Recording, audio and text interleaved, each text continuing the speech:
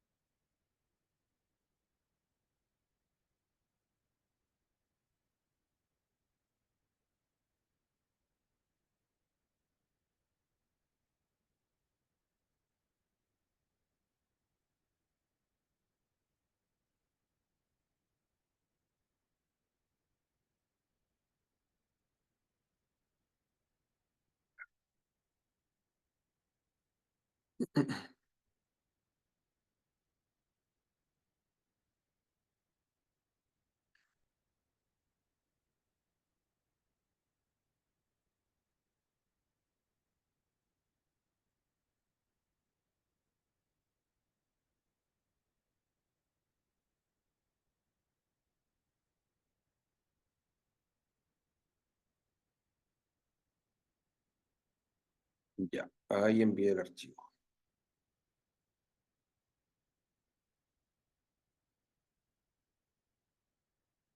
Buenas tardes. ¿Hay alguien ahí? Buenas tardes, profe. Buenas tardes, por acá también. Buenas, buenas. Hola, buenas, profe. Hola, buenas profe. tardes. ¿Cuántos alumnos son? Me comentaba Paula, alrededor de 10, 11.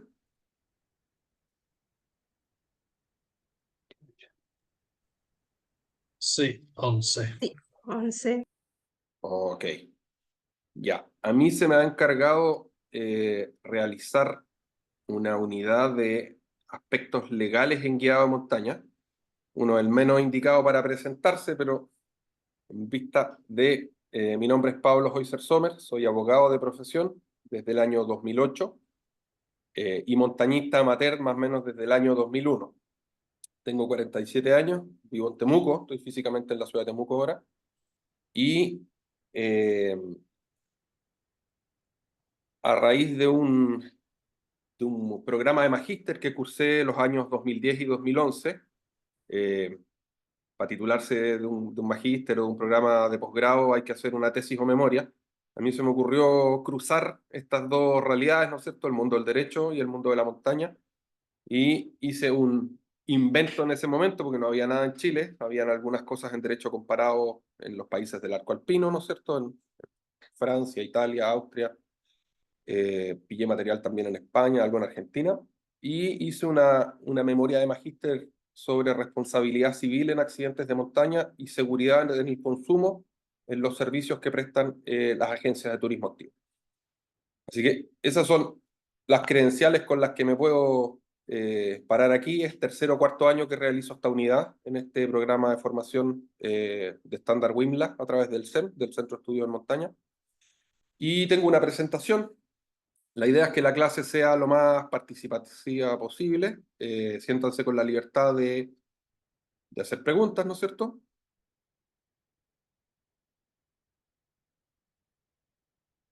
Y eso es lo que les puedo decir. ¿Se ven las láminas? Sí, se ve. Sí, todo bien. Súper. Sí, ¿Me escuchan bien, no es cierto? Sí. Ya. sí. A darle un poco de contexto a lo que les voy a contar. El logo de la UIA ahí en la esquina no es antojadizo. Yo estuve vinculado al Legal Expert Working Group de la UIA, que dependía de la Mountaineering Commission, entre los años 2014 y 2022. Y lo que generó esa, esa vinculación fue en la práctica la misma tesis de magíster que les comentaba.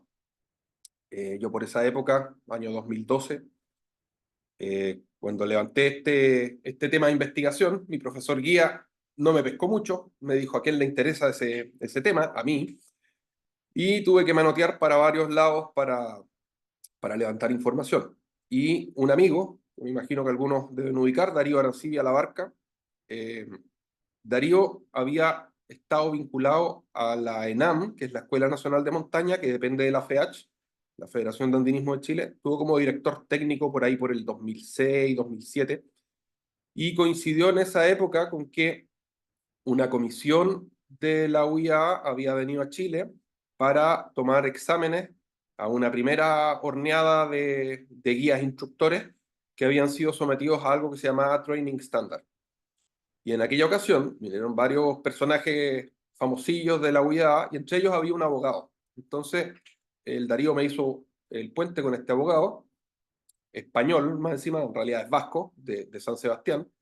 Él se llama Javier Ezeizabarrena y el Javier Ezeizabarrena a esa época era el chairman, o sea, la cabeza del Legal Expert Working Group.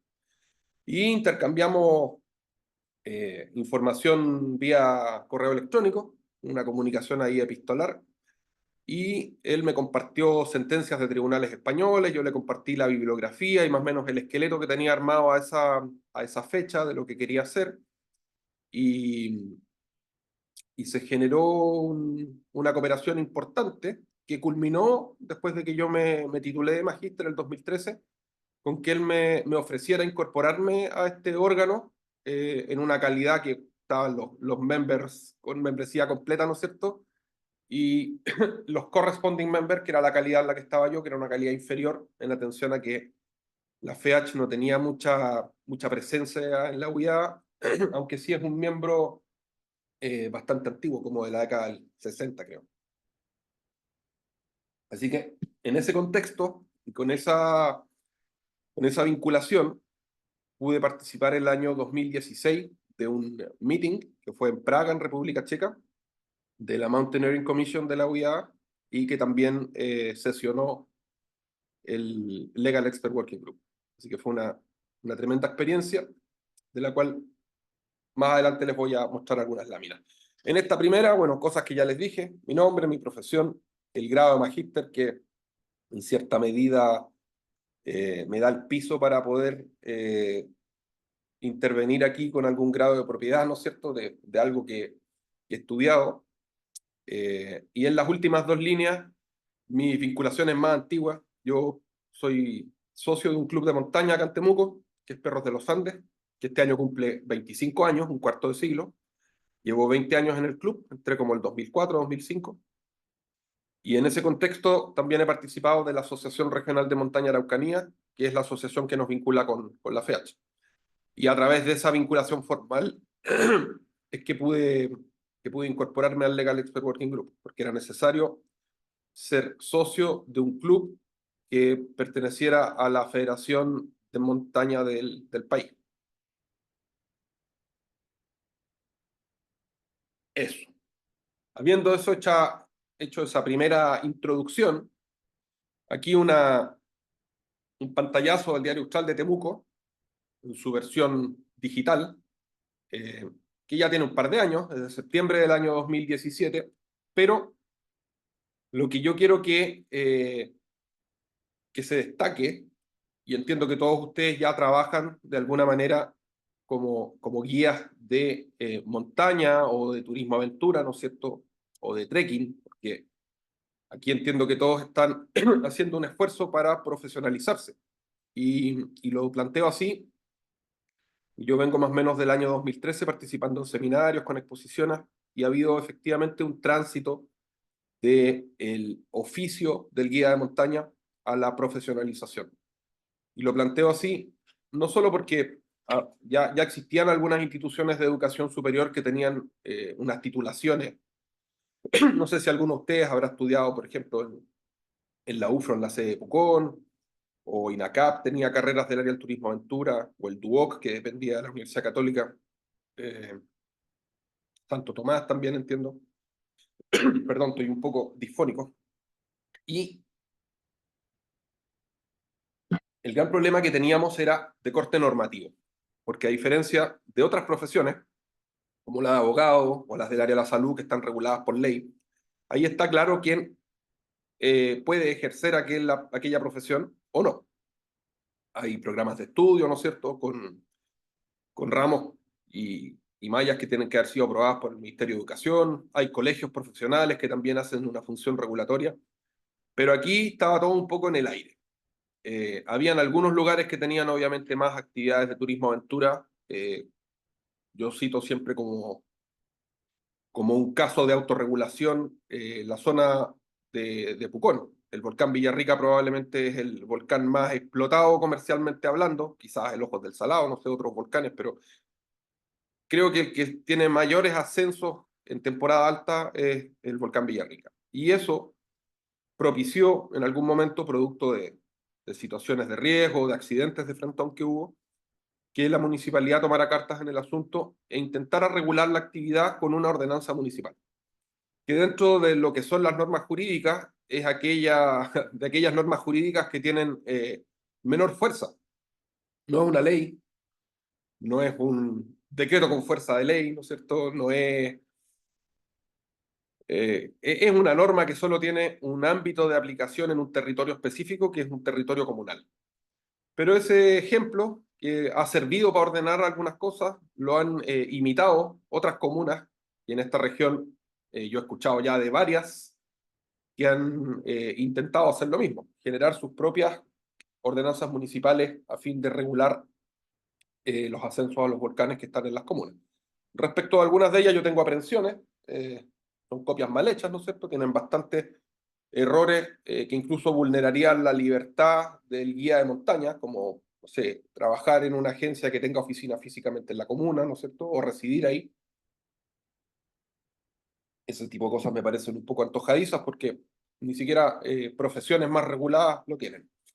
Parece que me distraje mucho, pero la finalidad de esta lámina, me fui por la rama, era graficar de que ya al año 2007, o sea, antes de la pandemia, ya había un boom de las actividades de turismo aventura, que es un concepto que no me gusta del todo, ¿no es cierto?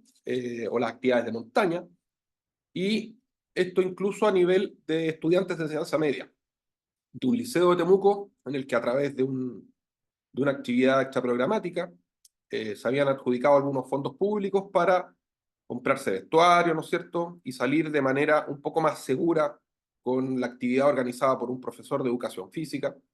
Creo que con la primera adjudicación de fondos públicos habían podido comprar primeras capas, ¿no es cierto? Calzoncillos largos y una camiseta. Y en una segunda etapa creo que se pudieron comprar polainas, bototos, bastones.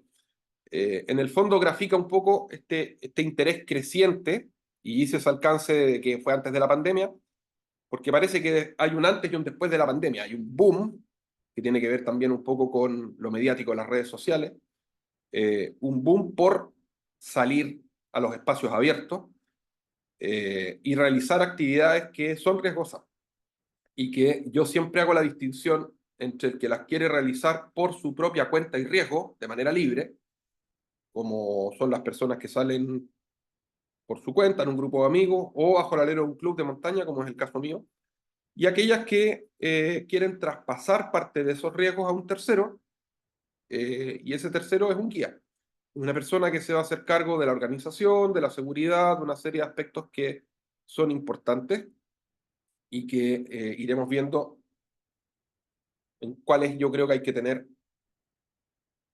ojo. Respecto de los contenidos de alcance jurídico, no puedo pretender que en 2 horas de clase salgan como expertos en conocimientos jurídicos, pero sí me interesa que tengan un pequeño barniz, que logren recordar el día de mañana cuando se vean en alguna situación de potencial riesgo, las cosas de las que les voy a hablar ahora. Lo primero es la teoría del riesgo consentido. Más adelante daré una definición. Y después definiciones de lo que se entiende por responsabilidad. Y en responsabilidad haremos tres alcances distintos: la penal, la civil y la administrativa. La penal suele ser la que genera más ruido, ¿no es cierto? Porque es la que trae aparejada penas privativas o restrictivas de libertad. O sea, irse a la cárcel por una condena, o terminar con una medida privativa o restrictiva de libertad, como puede ser el arresto domiciliario total, ¿no es cierto? Un arraigo nacional, no poder salir del país si uno tiene un viaje programado. Eso asusta más. Pero la que nos va a interesar más es la civil, porque la civil es la que busca indemnizar perjuicios. La vamos a ver con más detalle en las próximas láminas. La administrativa, por definición, es aquella en la cual hay responsabilidad del Estado. Y ahí hay un ejemplo clásico, que lo ocupo de años, que es el caso de Antuco. En el caso de Antuco, que imagino que todos tienen alguna noción, fue la mayor tragedia del ejército de Chile en tiempos de paz. En un contexto en el cual en mayo, más o menos en esta misma fecha, quizá un poco antes, por ahí por el año 2015, perdón, 2005, 2004 o 2005, no me acuerdo, creo que 2005. Yo trabajé de voluntario un fin de semana también en la búsqueda, cuando era estudiante. Un grupo de conscriptos de servicio militar, o sea, gente que está cumpliendo con una carga pública, como es ser llamado vocal de mesa, ¿no es cierto?, u otras cargas públicas, pero esta dura más. Duraba 2 años en esa época, ahora entiendo que es 1 año.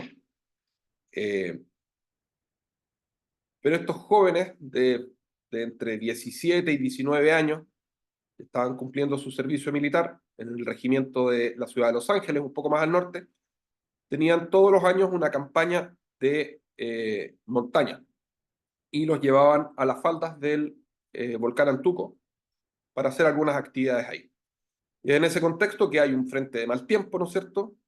El oficial a cargo, el capitán Cereceda, que quedó trágicamente o célebremente recordado así, dio la orden de que había que bajar nomás. Le representaron los suboficiales, que eran los instructores, que no era lo más atinado, que las condiciones meteorológicas eran adversas, que había viento blanco, ¿no es cierto? Que estaba la tormenta en ese punto que ni siquiera es un frío seco, sino que era agua, nieve, que era peor, porque les iba a mojar la ropa de campaña, que era de algodón.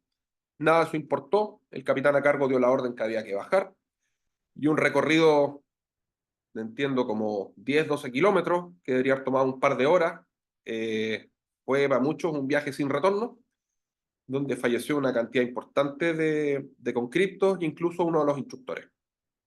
Eso después desembocó en procedimientos judiciales, ¿no es cierto?, que tienen alcances penales, porque hubo gente que estuvo condenada, tuvo alcances civiles, porque el Estado pagó indemnizaciones millonarias a los padres de los jóvenes que fallecieron, pero lo cito siempre como un ejemplo de responsabilidad administrativa, porque es aquella en la cual es responsable el Estado. Y en este ejemplo, ¿por qué es responsable el Estado? Porque el Ejército de Chile se vincula a través del Ministerio de Defensa con el Poder Ejecutivo, con la Presidencia de la República. Y se supone que la gente que está ahí ha tenido procesos de formación largos, ¿no es cierto?, y está preparada para tomar las mejores decisiones. Y aquí tomaron una mala decisión, y esa decisión desembocó en un resultado trágico de gente fallecida. El tercero de estos puntos grandes es el de los seguros, y ahí les voy a hablar. Yo conozco o existen de 2 tipos: los seguros de accidentes, que son aquellos que buscan reembolsar gastos en los cuales uno incurrió producto del accidente, de las lesiones, y los seguros de responsabilidad civil, que son aquellos que indemnizan demandas de acción civil o defienden a la persona. Los más conocidos en el caso chileno son los seguros de responsabilidad civil médica, son ampliamente usados en el área de la salud, pero en el mundo de la montaña, por lo menos en Chile al día de hoy, yo entiendo que no están disponibles. Lo corroboro cada cierto tiempo cuando hago alguna exposición, hablo con gente que está en el rubro seguro y no están disponibles. Y en los países del primer mundo, entiéndase Europa, Norteamérica, ¿no es cierto?, Nueva Zelanda, son el estándar y son obligación para la gente que trabaja en turismo aventura, tener un seguro de responsabilidad civil. Antes de entrar ya como a cosas más de fondo, aquí les presento una invención mía. A uno en derecho le enseñan a memorizar definiciones, algunos artículos, ¿no es cierto? Y varias instituciones jurídicas tienen esto de la triple identidad. Hoy día una que está un poco en desuso, el matrimonio, por ejemplo. El profesor de Derecho Civil siempre decía la triple identidad del matrimonio. Por un lado, es un contrato civil, a secas, como puede ser una compraventa, ¿no es cierto?, un contrato de arrendamiento. Un contrato de matrimonio es un contrato civil. Pero también es un acto de Estado. ¿Por qué? Porque a diferencia de lo que uno ve de repente en películas, que se casan ante el capitán del barco, ¿no es cierto?, o ante un juez. No, en Chile, para que el matrimonio surta efecto, tiene que ser celebrado ante un oficial de registro civil. Ese es el único ministro de fe válido. Y por último, para la gente que profesa algún credo religioso, es un sacramento. Bueno, entonces yo le di una vuelta y dije, parece que las actividades de montaña también tienen una triple identidad. Por un lado, están las actividades deportivas, ¿no es cierto? Si las queremos arrastrar al ámbito legal, hay una ley del deporte y la competencia deportiva tiene por finalidad romper récords, abrir nuevas rutas, ¿no es cierto? O de frentón al día de hoy, dependiendo de la FEH, hay disciplinas deportivas que son olímpicas y para las cuales hay recursos, hay financiamiento para entrenar gente y para participar, armar una selección y ir a competir internacionalmente. Como es el caso de la escalada deportiva, del esquí de montaña y del skyrunning. Otra de estas triples identidades es la recreativa, es a la cual yo adhiero, ¿no es cierto? Yo no tengo ninguna pretensión deportiva de batir récords, menos a la edad que tengo ahora. Tampoco la tuve cuando era más joven. Para mí, las actividades de montaña son recreativas, las hago porque me dan satisfacción, ¿no es cierto? Algunas personas hablan de que satisface necesidades espirituales. A mí me hace feliz salir a la montaña, compartir con amigos, de repente muchas veces más que alcanzar una cumbre, ¿no es cierto? O concluir una actividad como se planificó desde el principio, es poder salir, es poder compartir. Es lo que uno vive, lo que experimenta en la montaña, la camaradería, las conversaciones, eso. Y el tercer punto de esta triple identidad, y que es el que les va a interesar a ustedes, es el comercial. Esto, sin duda, es una actividad económica. Como actividad económica, en el caso chileno que nos convoca, está regido por la ley del turismo, y no tenemos un Ministerio del Turismo, tenemos un Servicio Nacional de Turismo que depende del Ministerio de Economía, y esa es la repartición pública con la cual se van a tener que vincular el día de mañana, ya sea a través de una asociación de guías, que es el equivalente a un colegio gremial, ¿no es cierto? Pero las agencias o los guías profesionales de manera directa, como actividad comercial que van a ejercer o que ejercen ya, su vinculación con el aparataje público es a través del Servicio Nacional de Turismo. Otro alcance, a nosotros nos parece casi la misma cosa, ¿no es cierto? Pero doctrinariamente en el derecho comparado hay diferencias y me refiero a lo que se entiende por un accidente de montaña a un accidente en montaña. Las dos imágenes que hay ahí grafican un poco esta situación. El accidente de montaña, hay una persona que estaba practicando esquí, ¿no es cierto? Y sufre un accidente. Y llega una pareja de patrullas, ¿no es cierto? Con un inmovilizador, con una camilla, le están dando las primeras atenciones y la van a evacuar de ahí. Ese es un accidente que se produce con ocasión de la práctica de una actividad de montaña, o sea, alguien que está voluntariamente realizando esa actividad ahí. En la otra lámina se ven los restos siniestrados de una aeronave que cayó, ¿no es cierto? Y se habla de accidente en montaña, porque el lugar donde ocurre es la montaña, pero la gente que se ve involucrada en ese accidente o sufre los efectos, probablemente todos fallecieron, no tenían ninguna intención de caer en la montaña. Porque un avión despega a un aeropuerto y aterriza en otro, ¿no es cierto? En una pista de aterrizaje. Pero esto es equivalente o equiparable a el chofer de una maquinaria o un camión en una faena minera, ¿no es cierto? O una maquinaria que está haciendo un despeje en una ruta en la carretera. Acá, por ejemplo, tenemos un paso que tiene harto tránsito de camiones, que es Pino Achao, en la región de la Araucanía, donde cruza el grueso de los camiones que transportan gas desde Argentina. Y todos los días en la mañana uno escucha en la radio el reporte del paso fronterizo. Si tiene hielo, o si hay ventisca, o si está cayendo nieve, está cerrado. Estos días que, entre comillas, ha estado bueno el tiempo, pero está helado, es con porte obligado de cadena. A lo que voy es que han habido ocasiones en las cuales el operador de una máquina que despeja la vía, producto de la intensidad de una tormenta, queda atrapado. Y él pudiese ser perfectamente víctima de un accidente en la montaña. O sea, él trabaja en la montaña, pero pero no le pagan para ir a pasar frío o tener aventura. Él opera una máquina y al igual que la mayoría de las actividades, la idea es que realice su función dentro de parámetros de seguridad. Ya entrando en primero de los tópicos jurídicos, la teoría del riesgo consentido, ocupo ahí una lámina de un artista catalán que grafica una cordada que va progresando de noche, ¿no es cierto? No es necesario que se aprendan las definiciones de memoria, pero es más o menos la siguiente. Hoy se me fue ahí sí, la lámina. La teoría del riesgo consentido es aquella en la que la persona asume voluntariamente las consecuencias de su propia temeridad, la ausencia de responsabilidad ante la culpa exclusiva de la víctima, o en todo caso la concurrencia de responsabilidades así a secas en general. Graficarlo de manera más simple es decir, si yo salgo por mi propia cuenta y riesgo y tomo decisiones que me terminan metiendo en problemas y me accidento, no tengo ni puedo echarle la culpa a nadie más. La responsabilidad es total e íntegramente mía. Esto entendiendo de gente adulta, ¿no es cierto?, que no tiene ningún tipo de discapacidad mental, ni está sujeto a interdicción, ni tiene tratamiento de loco por el ordenamiento jurídico. Todos, en algún momento, y me incluyo, hemos salido a la montaña y hemos realizado actividades que fueron riesgosas y las podemos evaluar y ponderar en ese contexto después. Y probablemente estuvimos a poco de habernos accidentado y no estar aquí conversando conectados, pero de eso se tratan los aprendizajes.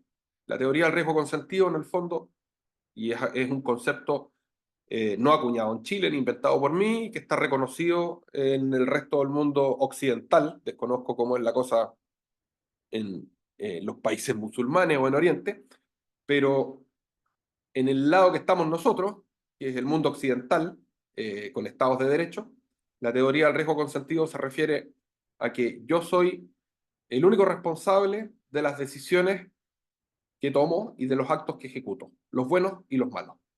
Y si en montaña una mala decisión desencadena un accidente que me afecte a mí o afecte a terceros, es responsabilidad mía. ¿Preguntas? ¿Vamos bien? ¿Se entiende? Vamos bien, pero no se ve la presentación. Oh, ¿en serio? Sí. Perdón. Pero Gracias por el... recién, como hace un minuto. Ya.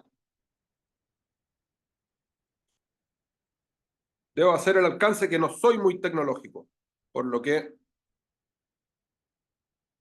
es probable.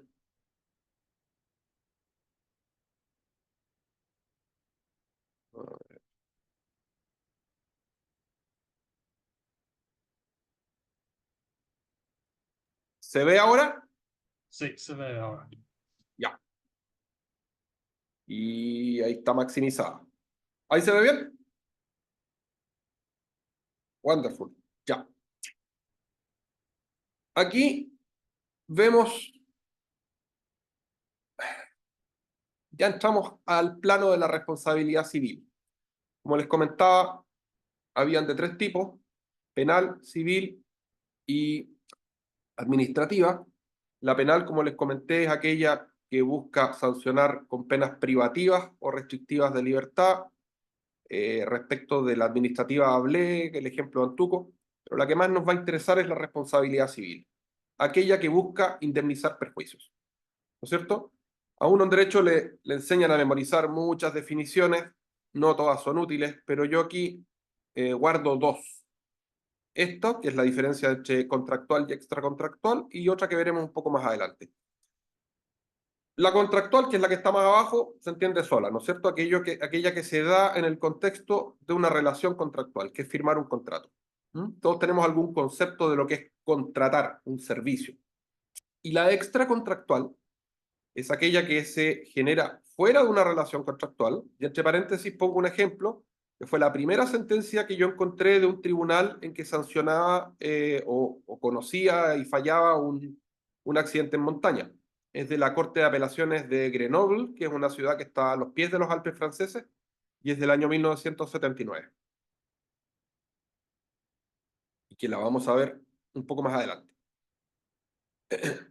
Respecto de la extracontractual, yo planteo siempre los ejemplos que les di al principio, ¿no es cierto? Las salidas en las cuales uno va con un grupo de amigos, las salidas del club de montaña. En general, nadie contrató ningún servicio ni nada, no hay mayores vinculaciones jurídicas.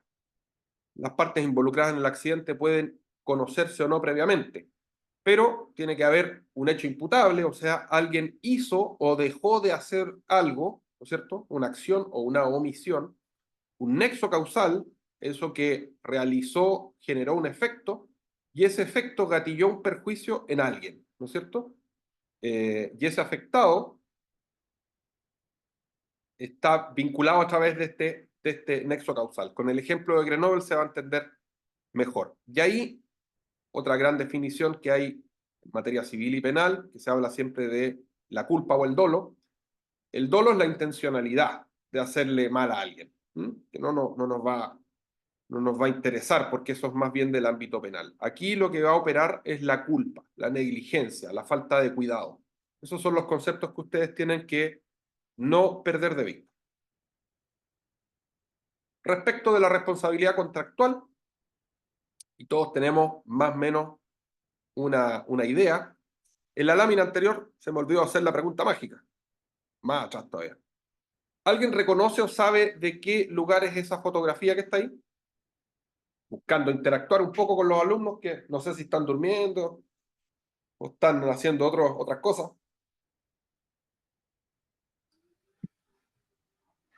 Estamos acá.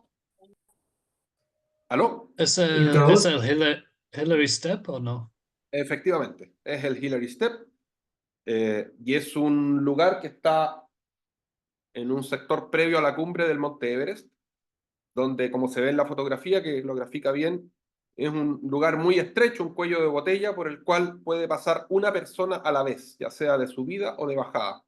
Y aunque la fotografía en comento muestra condiciones ideales, ¿no es cierto? Un día despejado, aparentemente no hay viento porque no se está levantando pluma del nevero ni nada, es un foco de riesgo. Es un lugar donde se ralentiza todo el proceso, que ya a esa altura me imagino que debe ser re lento por la falta de oxígeno y todo, y, y aumenta los riesgos, ¿cierto? Entonces es un lugar eh, donde las agencias tienen que tener especial cuidado con sus pasajeros.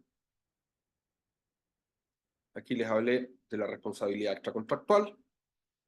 Y respecto de la contractual, aquí van a ver las únicas citas jurídicas de la exposición, ¿no es cierto? Yo lo aterrizo a el contexto de un guía remunerado, el caso de las actividades que están realizando ustedes o aspiran realizar de manera regular cuando ya hayan obtenido su titulación, ¿no es cierto? Las agencias de turismo de intereses especiales o agencias de turismo activo, como figuran muchas veces en las definiciones.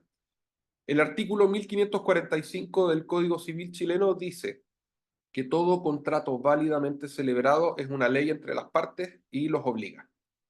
O sea, todo aquello que no sea contrario al resto del ordenamiento jurídico, lo que las partes pacten en un contrato va a ser las reglas del juego para, voy a admitir a alguien que está, ahí sí, son las reglas del juego que van a tener las partes para la actividad contratada, ¿ya?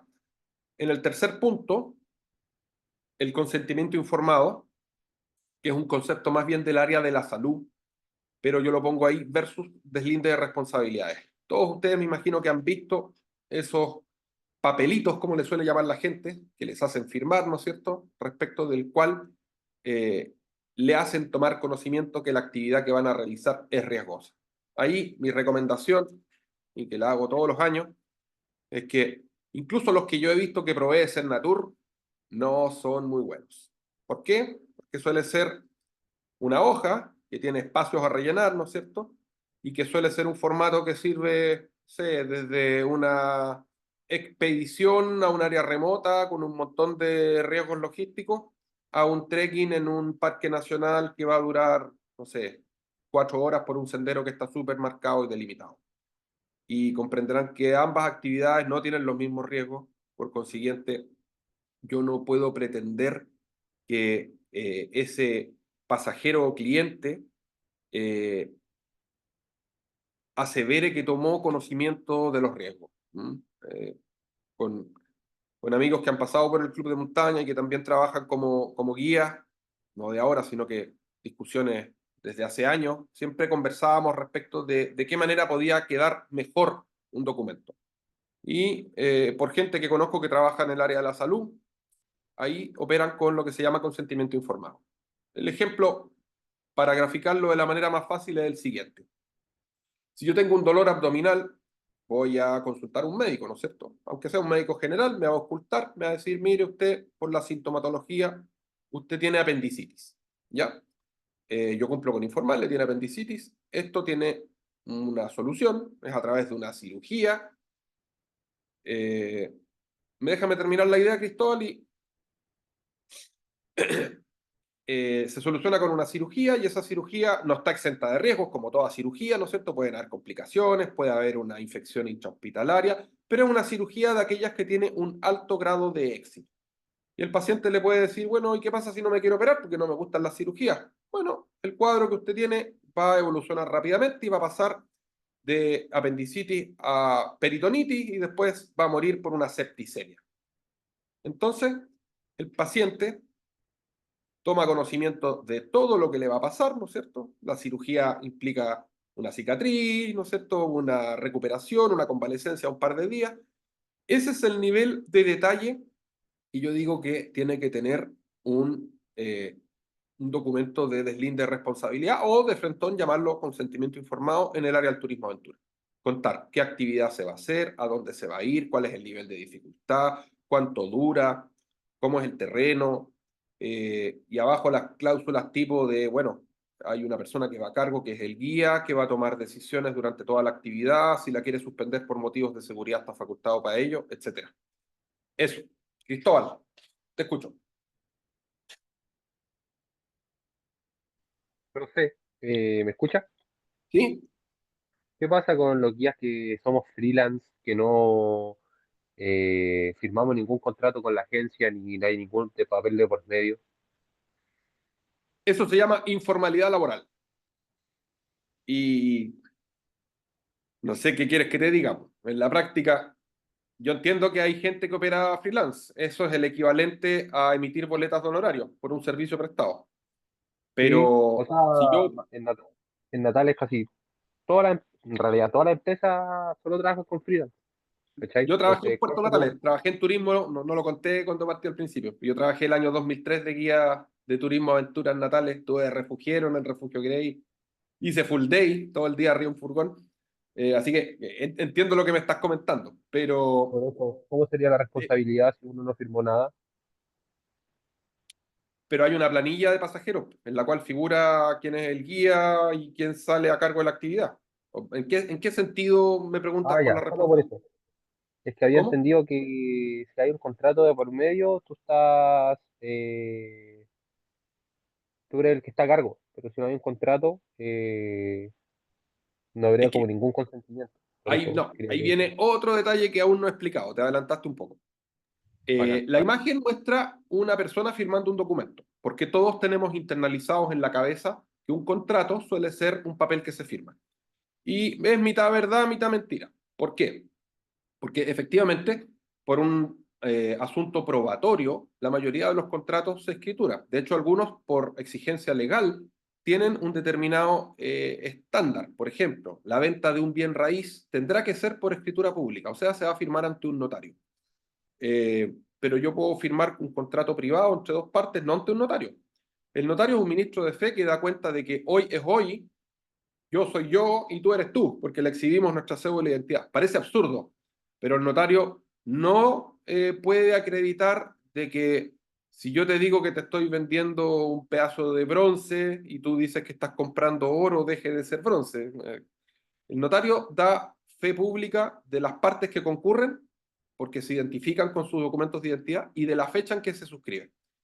Ahora, muchos otros contratos, como los contratos de trabajo, se firman solo entre las partes, no necesariamente ante un ministro de fe. Los finiquitos te piden que sean ante un ministro de fe como el inspector de la inspección del trabajo o el oficial civil en comunas chiquititas si no hay notaría o ante notario.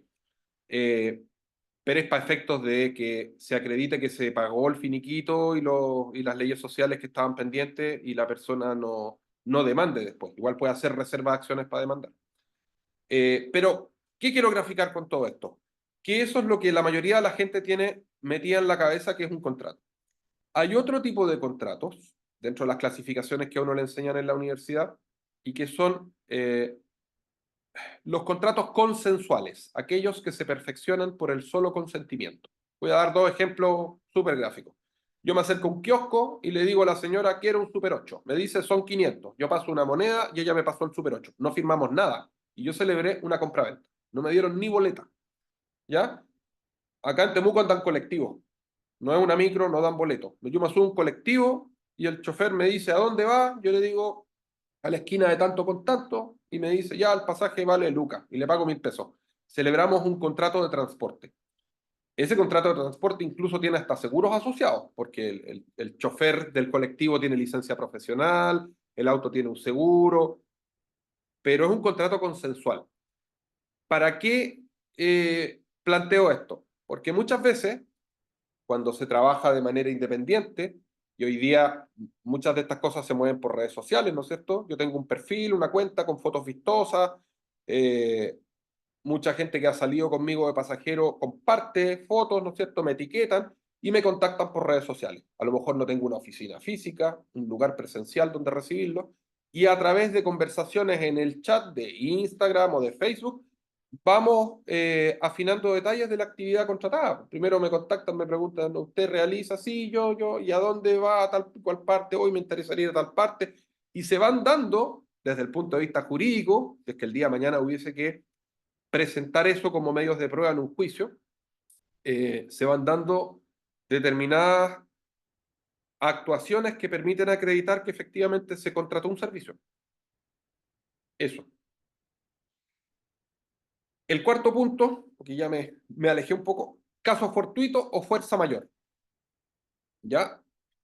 El caso fortuito o fuerza mayor, por definición, es aquella fuerza que ha sido imposible de ser resistida, como un maremoto, un incendio o un terremoto. Dice el Código Civil que es de 1833, creo. O sea, los ejemplos que da están vigentes al día de hoy. Un terremoto es algo que no se puede predecir, ¿no es cierto? Y los efectos que derivan del terremoto, yo no me puedo hacer cargo. Si en la zona central guío gente por un sendero en el que he hecho trekking con pasajeros 50 veces y nunca ha pasado nada, pero justo cuando voy con mis pasajeros hay un sismo grado 7 y se desprenden rocas y caen rodando, y fallece uno o se fractura una pierna, por ejemplo, por una roca y me demanda porque yo fui negligente, yo podré invocar caso fortuito o fuerza mayor, porque es algo que no tenía cómo prever que iba a ocurrir. ¿Ya?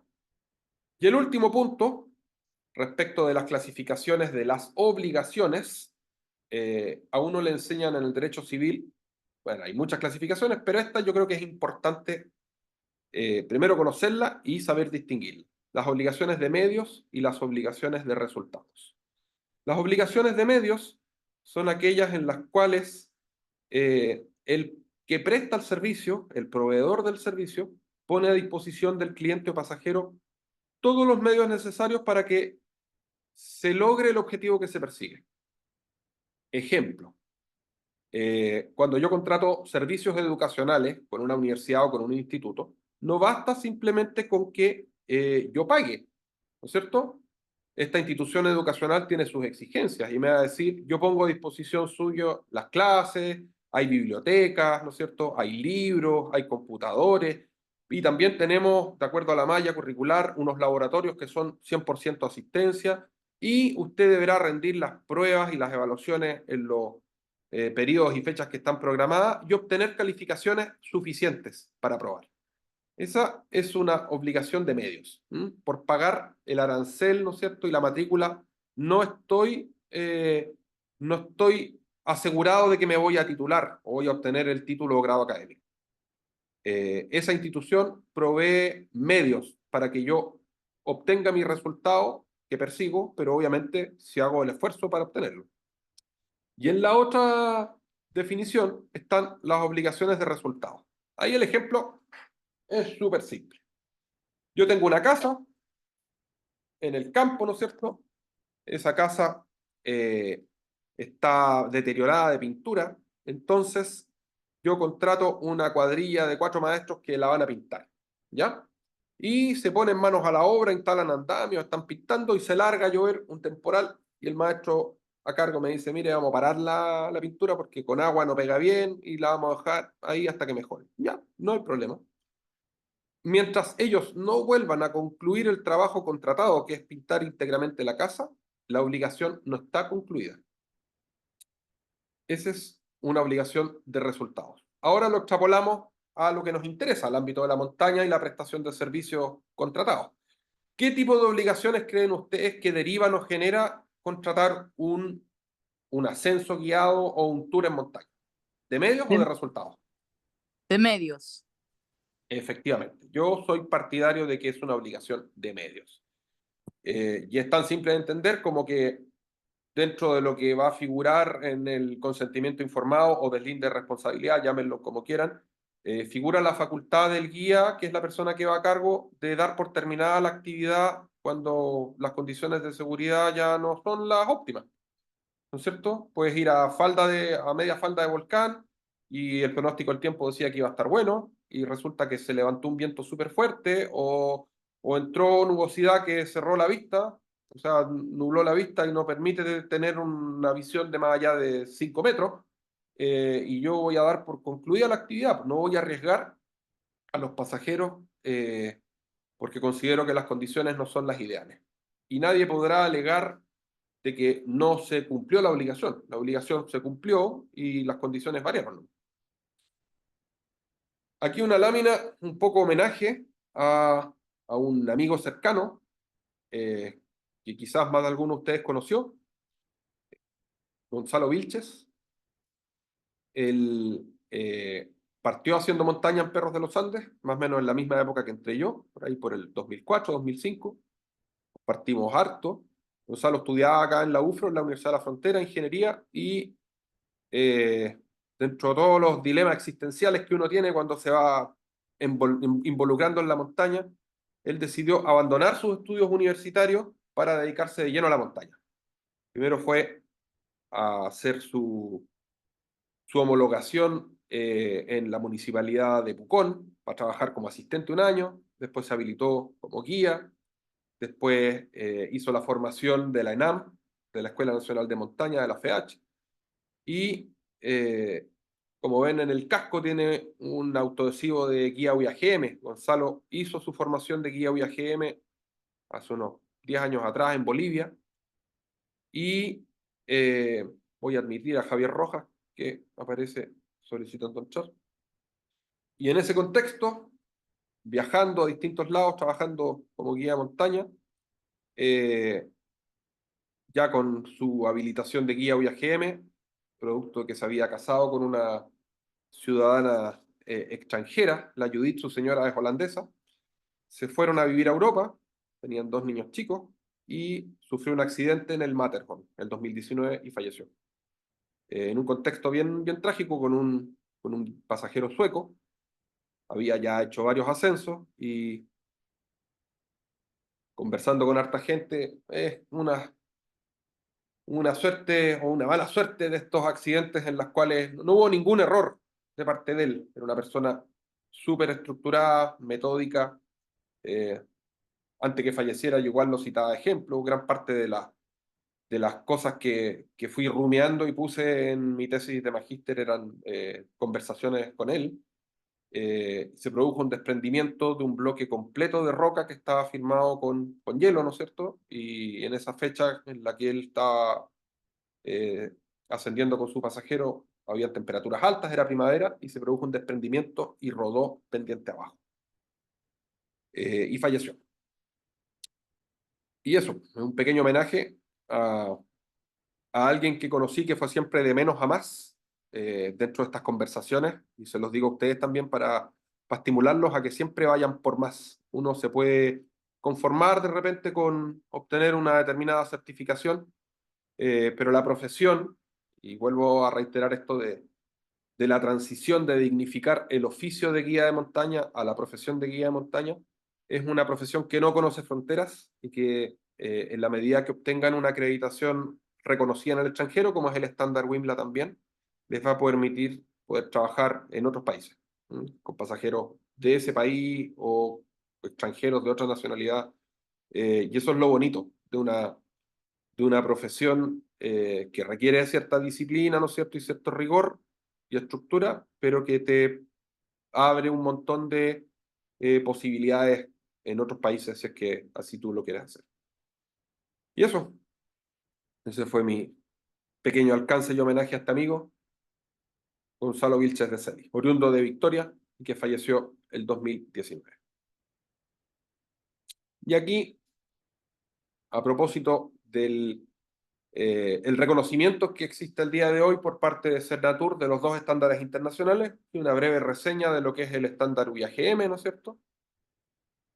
Que no vale la pena leerlo porque las láminas van a estar disponibles, la clase está siendo grabada, y el estándar WIMLA, que es la certificación por la cual ustedes están haciendo su proceso formativo. Ambos al día de hoy tienen reconocimiento en Chile, creo que es del 2021 la resolución de Cernatur que los reconoce. Fue un gran paso y yo quiero decir con alguna cuota de humildad que yo participé también de eso. Yo asesoraba a las dos asociaciones de guías, conozco a gente en ambas y fuimos siempre tratando de dar ahí pequeños pasos para profesionalizar, como les digo, el guiado de montaña en Chile, tomando de repente como ejemplo a otros países que uno puede mirar quizá un poco menos porque tienen menos desarrollo económico, ¿no es cierto? Perú o Bolivia, pero en esto estaban mucho más adelantados y organizados que nosotros, eh, con el apadrinamiento obviamente de países europeos. En el caso peruano fue por parte de la Escuela de Guías de Suiza, ¿no es cierto? En el caso boliviano por Francia y en el caso argentino, que igual tienen el estándar UIAGM, en su momento fue por su vinculación con Italia. Ahí a Chile le costó un poco más hacer los ajustes y avanzar, pero hoy día estamos en mucho mejor pie que hace 10 años atrás. Así que eso yo creo que tiene que ser un motivo de orgullo. Y antes de entrar a las malas noticias, que están aquí a un paso, no conté a propósito de la responsabilidad extracontractual el ejemplo del caso de Grenoble, que es una sentencia de la Corte de Apelaciones de Grenoble en Francia del año 79. Solo para que no se me quede en el tintero, porque la hora avanza y ya son más de las 8, pero partimos 10 minutos tarde. El contexto es más o menos el siguiente. En la cultura francesa es súper popular realizar actividades al aire libre, ¿no es cierto? Y hay una acordada de 3 personas que un día X, ¿no es cierto?, parte a realizar un ascenso a un picacho de montaña ahí en la zona de los Alpes. Esta acordada va progresando por la ruta, ¿no es cierto? Tiene varios gateos de montaña, varias zonas en las que se tienen que encordar con algún nivel de dificultad técnica, y de repente se ve comprometida la visibilidad, entra un grupo de nubes que limita la visibilidad, y es en ese contexto en el que va al medio, en esta acordada de 3, se le tranca la cuerda en una arista y para liberarla le pega unos jalones y esta cuerda suelta unas piedras. Y estas piedras caen por gravedad, ruedan pendiente abajo, no ven mucho porque obviamente hay nubosidad. Esta cordada sigue su actividad, hace la cumbre y cuando baja a una zona más baja de este parque nacional o lugar donde estaban, ven que hay todo un zafarrancho procedimiento porque hubo un accidente. Y el accidente consiste en que una roca del tamaño de un puño rodó pendiente abajo y golpeó a una persona que era miembro de otro grupo que andaba realizando actividades de trekking en montaña. Esta persona convulsionó unos minutos y después falleció. Entonces, el equivalente a los guardaparques en esa zona están haciendo un levantamiento, un empadronamiento de todas las personas que estaban, preguntándole a qué hora está usted en tal parte, y eso genera el nexo causal, como les explicaba adelante, una acción. El gallo, el integrante de esta cordada de 3, que jaloneó la cuerda y la liberó de la arista, hizo que cayeran piedras. Esas piedras, es una acción liberar la cuerda de la arista y desprender estas piedras. Esas piedras corrieron pendiente abajo y golpearon a otra persona, ese es el nexo causal, y el afectado convulsionó unos minutos y falleció. Bueno, la viuda de la persona fallecida demandó civilmente al integrante de esta acordada que con su descripción reconocía que había soltado la piedra que golpeó y mató a esta persona.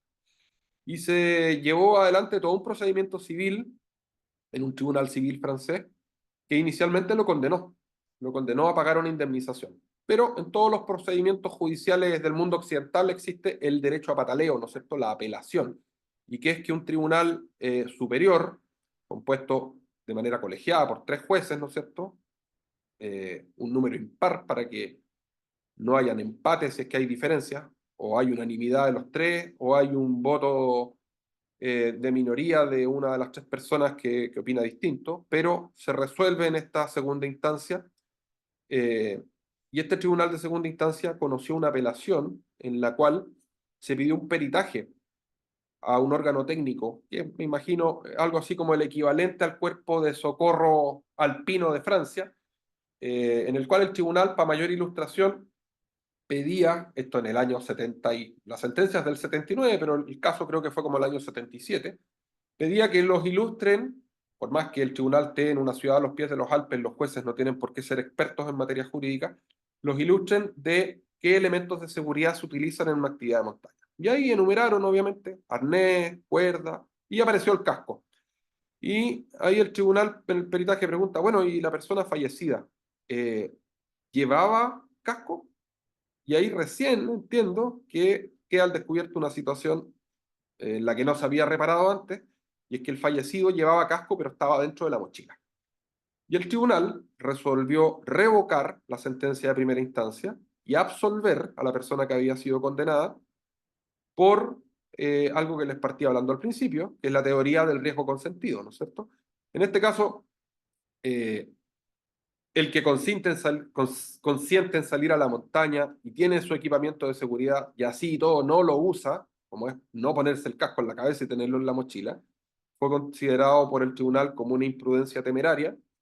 No tenemos cómo saber si quizás con el casco puesto y la roca golpeándolo igual fallece, pero en la práctica ese fue un argumento para revocar la sentencia de primera instancia y liberar de responsabilidad a la persona que había soltado las rocas con esta maniobra en la cuerda. Y eso tiene que ver, dentro de la argumentación que me acuerdo que leí, yo no leí la sentencia completa, sino que era un extracto de un libro argentino donde aparecía el fallo, y estaba citado la Gaceta de los Palacios de Justicia franceses, donde aparecía que estaba como incorporada. Pero dentro de la argumentación es eso, que por todos es sabido que las actividades de montaña son riesgosas, producto de eso existe equipamiento de seguridad, y ese equipamiento de seguridad para que opere correctamente tiene que ser usado por las personas y no sirve de nada llevarlo guardado dentro de la mochila. Y eso liberó de responsabilidad a esta persona que era parte de una acordada. Eso dentro del contexto de la responsabilidad extracontractual. Ahora tengo aquí un pantallazo, y vamos a ver varios pantallazos, sin el ánimo de intimidarlos, pero para que vean que la cosa se va poniendo peliaguda, ¿no es cierto? Esto no es tan reciente, es una noticia del año 2015, tiene un poco menos de 10 años, octubre del 2015. Desnivel es el medio más reputado de habla hispana, ¿no es cierto?, en montaña, además de ser una tienda y una editorial en España.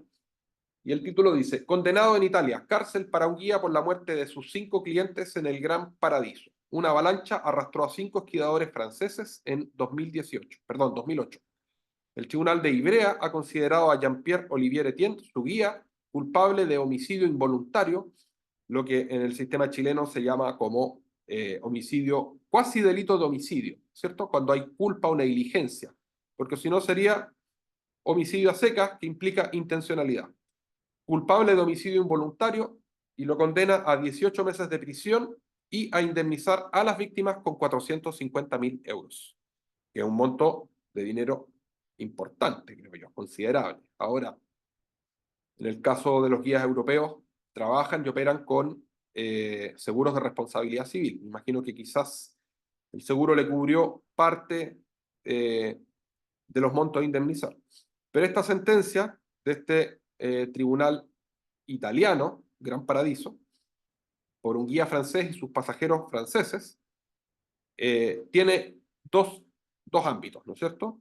Una sentencia penal que lo privó de libertad, lo condenó a 18 meses de prisión, 1 año y medio, y una arista o un ámbito civil que lo condenó a indemnizar a las víctimas, en este caso no los fallecidos, sino que a los continuadores legales del fallecido, la viuda, ¿no es cierto?, los hijos o los padres, si es que la persona que falleció no tenía hijos ni cónyuge, y es una señal de alerta de que cosas que nos parecían tan simples no son tan simples y pueden generar efectos. Aquí hay una noticia de el diario Las Últimas Noticias, creo que es, sí, de algo que ocurrió el 2022. Yo soy oriundo de Osorno, no lo dije. Nadie es profeta en su tierra. Empecé a hacer montaña acá en Temuco cuando yo estaba estudiando en la universidad. He subido al volcán Osorno un par de veces. Y justo coincidió con un seminario de montaña que fue un par de semanas después en el que me habían pedido hacer una exposición. Y aquí el relato, a propósito de lo que preguntaba alguien delante, y yo comenté que hoy día mucha gente se contacta por redes sociales. El relato y la historia es una chica que había subido ya varios volcanes con su pareja, o con un amigo, no me acuerdo bien, y que querían subir el volcán Osorno, que era un desafío mayor, ¿no es cierto?, con un nivel de complejidad superior. Estaban buscando, entre comillas, guía para contratar, y por redes sociales vieron a alguien que subía fotos muy vistosas, ¿no es cierto? Se mostraba como un pro-hombre de la montaña. Le escribieron, él les contestó, sí, yo soy guía, no hay problema, organizamos la cuestión. Les dio un precio, fijaron un día y se juntaron. Ese día, el supuesto guía andaba con otro amigo más, y esta chica que había contratado el servicio con un amigo, empezaron a subir el volcán. Entiendo que lograron hacer cumbre. El amigo de esta chica que contrató el servicio se hizo una herida en el pie, ¿no es cierto? No sé si por ir con zapatos nuevos o algo así. El punto es que en el descenso, en la bajada, se empezaron a quedar atrás, empezaron a quedar atrás, empezaron a quedar atrás.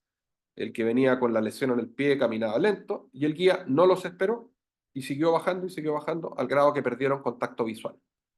Y tuvieron la fortuna, entre comillas, de que andaba gente de otro grupo, también de Osorno, que aquí figura como una ONG que se llama Cerro Arriba, una fundación. Eran montañistas independientes y los ayudaron, ¿no es cierto? Hicieron un pasamano, los ayudaron a bajar más lento. En ese intertanto ya habían llamado a carabineros. Hubo todo un zafarrancho. El guía apareció en el estacionamiento después, poniendo carita, diciendo que en realidad que él pensó que no se habían quedado tan atrás. Y es el ejemplo más claro de lo que no se debe hacer. Al final, el guía era estudiante de una carrera del área del turismo aventura que tiene la Universidad San Sebastián en Puerto Montt. Yo hice clases varios años ahí también en un módulo de una asignatura que tenía Darío Arancibia, como les comentaba, que se llamaba Gestión del Riesgo. Ahí pusimos una unidad de aspectos legales. Así que probablemente le hice clase a este personaje, no lo recuerdo. No sé si está conectado, a lo mejor se está profesionalizando ahora. El punto es que abandonó a sus pasajeros, los dejó atrás, y eso es algo que no puede ocurrir jamás. Esa es mi recomendación a tener presente. En la práctica esto no se judicializó, quedó en nada, pero claro, hay una lección aprendida para los pasajeros, y me imagino que el que ofició de guía también algo tiene que haber aprendido, porque si no, estaríamos en problemas. Y tengo problemas porque el computador me está avisando que me queda poca batería, que era lo que le había comentado al principio a Pau. Voy a tratar de avanzar hasta que se corte y de ahí me conecto en la lámina que quedó. Le pido a Paula que me asista ahí, si es que está en línea. Esta es una carta al director del diario El Mercurio, en la cual hay un médico que se queja de que en un ascenso a la base de las Torres del Paine sufrió, producto de una ventisca, un accidente y se cayó y se cortó la cara. Unas quejas que no sé si alguien conoce al doctor Jorge Gallardo, me parecen bien pelotudas porque le echa la culpa a CONAF. Dice que CONAF debería tener ahí poco menos que una rampa con pasamanos. Y mi visión del mundo es al revés. Si uno va a áreas silvestres protegidas o va a lo inhóspito y agreste de la montaña, uno es el que se tiene que preparar. O sea, CONAF no tiene que preparar la cosa para la señora que ocupa zapatos de taco. Para eso hay vestuario idóneo, ¿no es cierto? Hay equipo técnico. Y por último, él andaba con un guía, era una actividad contratada. Su guía le debió haber dicho que las condiciones no eran las ideales y haberle dicho que bajaran. Pero su carta al director me parece un berrinche un poco desatinado respecto de los riesgos y las actividades, en este caso trekking, pero trekking de montaña.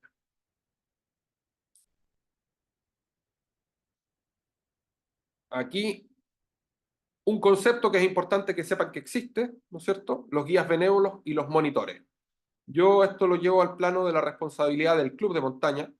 Los guías benévolos es un concepto que está acuñado en los países del arco alpino, pero también lo reconoce España. Y yo encuentro que es un poco exagerado, porque lo que quiere decir es que la persona que asume el liderazgo en la salida, sin ser remunerado, el jefe de salida, la persona que tiene más experiencia o que conoce la ruta, ¿no es cierto?, es el que va a responder casi con el estándar como si fuera un guía remunerado. Como les decía, es un concepto de origen francés y también está reconocido en España, y a mí me parece un poco exagerado, porque en ese contexto de salidas de amigos yo creo que opera la teoría del riesgo consentido. Los monitores, por definición, son personas que tienen conocimientos técnicos en determinadas materias, pero no es que sea instructor. En el club de nosotros, doy siempre este ejemplo, todos los años se hacen determinados cursos, no sé, si hay alguna chica que es enfermera, hace un curso de primeros auxilios, que no es un WAFA ni una certificación.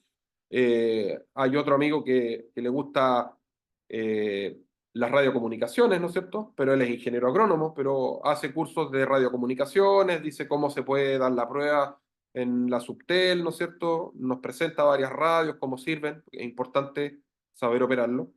Y así, con distintas áreas y conocimientos que nos pueden permitir salir de manera más segura a la montaña, pero el que realiza esa función de monitor no es un profesor, no es alguien que vaya a entregar una certificación. ¿Ya? Seguros.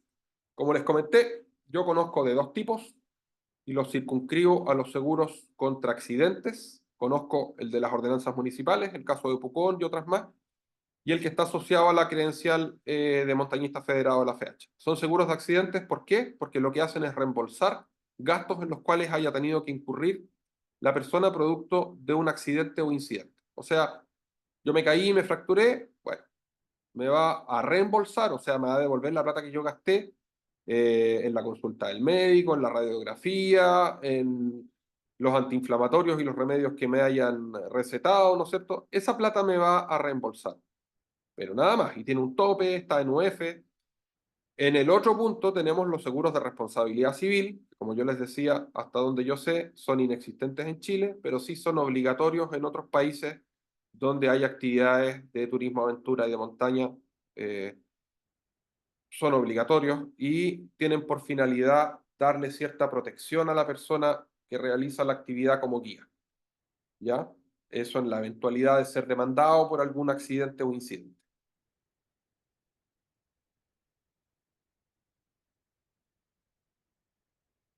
Esta noticia, estoy mareado, no sé si la vimos antes o figuraba. Sí, no sé por qué, están cruzadas las láminas. No, la otra era del accidente en esquí. Este también es una noticia de desnivel. No es tanto un accidente de montaña, es un accidente en una cabalgata, es en Islas Canarias, pero lo que yo voy a realzar es que habla de la imprudencia, ¿no es cierto? La imprudencia y la negligencia como factores que pudiesen terminar gatillando responsabilidad. Les reitero, la transición que ha tenido Chile en los últimos años de el oficio de guía de montaña, bastante informal, a estos esfuerzos que se han hecho en los últimos 5 años por profesionalizar, de partida trayendo estos dos estándares internacionales que hayan sido reconocidos por la autoridad, por Cernatur, son un punto importante. Y eso implica que ustedes siempre tengan presente la prudencia, ¿no es cierto?, y la diligencia, porque los antónimos son ser imprudente o ser negligente. Esta es otra noticia, la tecnología no es lo mío, por si reconocen la mala calidad que yo mismo me denuncio. Es de una noticia de hace unos meses. Juez declara culpable de la muerte de Tito Traversa al monitor que lo acompañaba. Volvemos al caso que les comentaba. El monitor es una persona no remunerada, pero que le está dando instrucción a alguien. El fallecido tenía dos.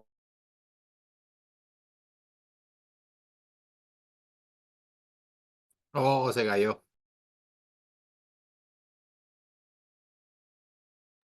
Sí, se cayó.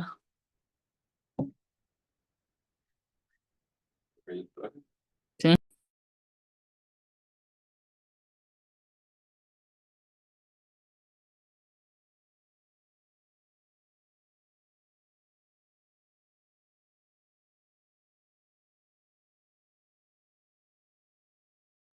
Chicos, se le apagó el computador al profe, entonces yo creo que va a entrar por el celu y voy a proyectar yo.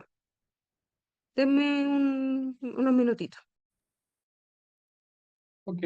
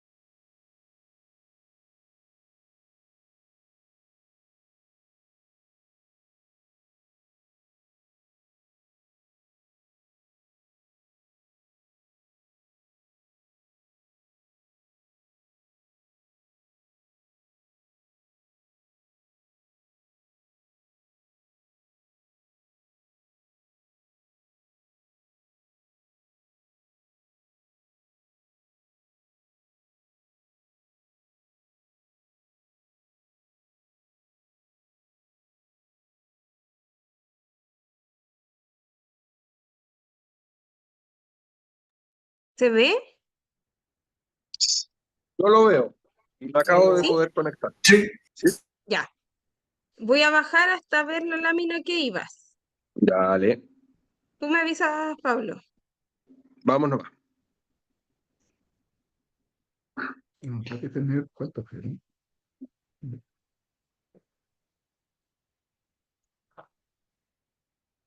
Y ahí estamos. No, dale un poquito más abajo. Ahí. ¿Ahí? Sí. Ya. Listo, tú me vas avisando para bajar. Ya. Bueno, respecto de eso, estaba haciendo el alcance. ¿Me escuchan bien? Sí. Ya. ¿Sí? Súper. Esa es una noticia de desnivel, es un pantallazo de una publicación en desnivel y que grafica, ¿no es cierto?, la responsabilidad y alcance que puede llegar a tener una persona que realiza funciones de monitor respecto de, en este caso, un niño, ¿no es cierto?, de 12 años, su pupilo, y que sufre un accidente que le termina causando la muerte, ¿no es cierto?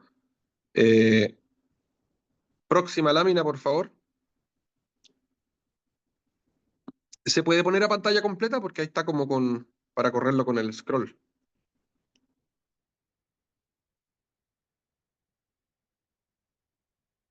¿Lo bajo nomás? Sí.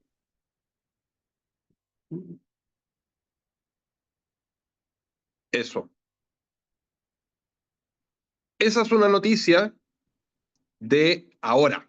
Estoy hablando marzo, abril, ¿ya?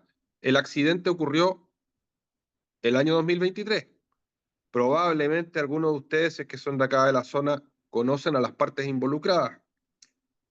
Yo conozco a la persona que iba oficiando de guía, no he hablado con él, hay un procedimiento judicial aún en curso, ¿ya? Y lo conozco de otro contexto porque él es piloto de parapente y vende servicios de vuelo tándem, que es cuando uno va de pasajero. Y mi pareja antes de los niños, antes de tener niños, volaba en parapente, entonces yo compartí con él un par de veces y conversamos. Pero la noticia es bastante distinto al contexto. Yo hoy día traté de comunicarme no directo con él, sino que con una persona que tiene cercanía y me dijo que en atención a que el procedimiento judicial no ha concluido, no estaban autorizados para comentar nada. Entonces, lamentablemente me dejó un poco ciego porque yo solo les voy a poder hablar de las notas de prensa. Esta persona me dijo, la prensa miente. Pero bueno, lo que tenemos son las notas de prensa. Y las notas de prensa lo que hablan es que una persona que era del norte de Chile, no sé si de Antofagasta, de Calama, no de acá del sur, contrató una actividad de ascenso al volcán Lonquimay el año 2023 y lo contrató con esta persona. Me imagino o creo que antes de la actividad de ascenso al volcán tomó con él una actividad de vuelo en parapente, la cual resultó exitosa y estuvo todo bien. Porque si no, no me imagino por dónde alguien que puede que realice actividades de montaña por su propia cuenta y riesgo, o sea, teoría del riesgo consentido, se haya sentido lo suficientemente preparado, se envalentonó para, un razonamiento, no puede ser más peligroso que volar en parapente, y se animó a venderle un servicio como guía de montaña. Y en ese contexto, esta chica sufre un accidente y ese accidente le causa la muerte. Y ese accidente con resultados de muerte, porque han habido muchos en los últimos años, pero este en particular gatilla que los continuadores legales de la fallecida, que son sus padres, ¿no es cierto?, y los familiares cercanos, son los que tienen lo que se llama la facultad para poder accionar, la legitimidad activa, decidan demandar a este guía, primero presentar una querella penal, que es una acción penal, para perseguirlo, ¿no es cierto? Meter al Ministerio Público, que son los fiscales, que son los que pueden perseguir los delitos. Y en ese contexto, este es el primer caso a nivel nacional en el que yo sé que una persona, producto de este procedimiento, de esta investigación, estuvo con prisión preventiva. Hoy día está de nuevo, no sé si con arresto domiciliario total o en total libertad, aún no termina el procedimiento, pero esto es lo más gravoso que yo he visto en el contexto nacional producto de un accidente en montaña. Y la discusión y las agravantes esgrimidas por la parte querellante van en la línea de que quien realizó el servicio de guiado remunerado no tiene la calidad de guía. No sé si alguien lo conoce o quiere hacer alguna acotación, pero lo voy a dejar ahí nomás porque el procedimiento no ha terminado, no se ha dictado sentencia. Pero tiene hartos elementos como para debate respecto de quién es guía de montaña, quién no es guía de montaña, quién tiene las facultades. Ustedes todos, entiendo, trabajan ya en el área, en el rubro, tienen experiencia y ahora están haciendo el esfuerzo de formalizarse y obtener una titulación, una acreditación que les va a permitir en propiedad decir que son guías de montaña y trabajar sin ningún problema. Eso. Próxima lámina, por favor.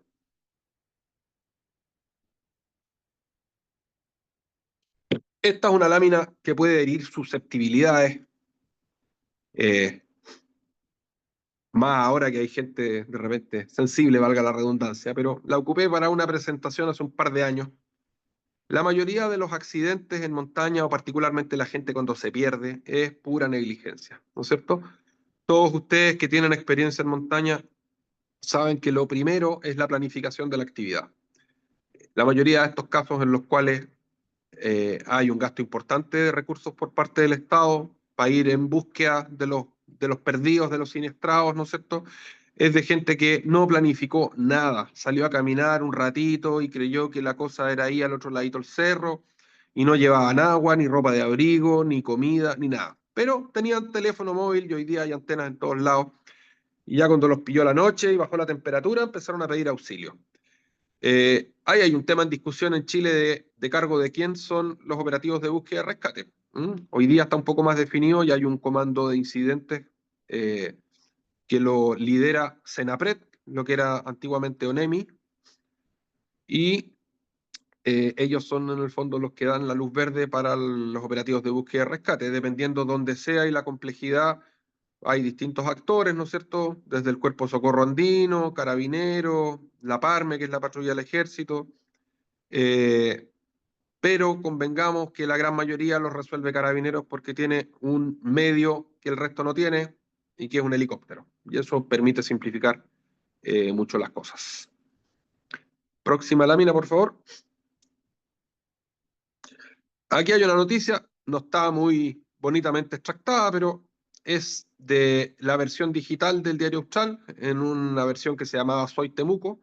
Es de hace ya un buen rato, ¿no es cierto? Es de el 10 de abril del 2017 y dice, a propósito de lo que estábamos hablando, helicóptero de Carabineros rescató a 16 turistas desde el cráter del volcán Soyipuyi, nevados de Soyipuyi.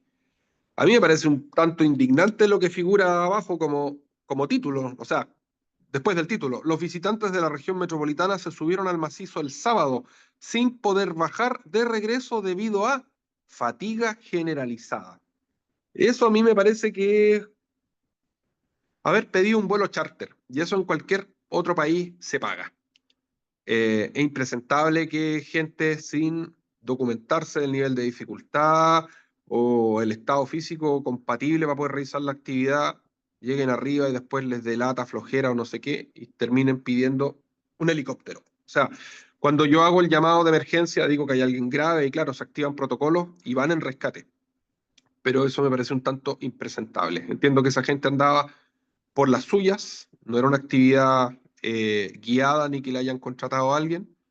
Y el gran problema que tiene Carabineros o Senapred hoy día es que no hay una norma que permita cobrar los costos que se hayan desembolsado en un operativo de búsqueda y rescate. No existe. Senapred tiene un presupuesto y mientras haya plata todavía en el presupuesto para gastar en un búsqueda y rescate, lo tienen que hacer. Esa fue la explicación que me dieron en algún seminario que hubo, algún debate. Próxima lámina, por favor. Hay una lámina que tiene dos fotografías con helicópteros distintos, ¿no es cierto? Uno es de bomberos de Asturias, en España, y el otro de Carabineros. Lo que ha cambiado es que hoy día Carabineros se pone unos chalecos reflectantes para, obviamente, ser más visible, porque con ropa institucional verde en una zona con vegetación es bien difícil poder hacer el avistamiento por parte de los afectados o lesionados. Próxima, por favor.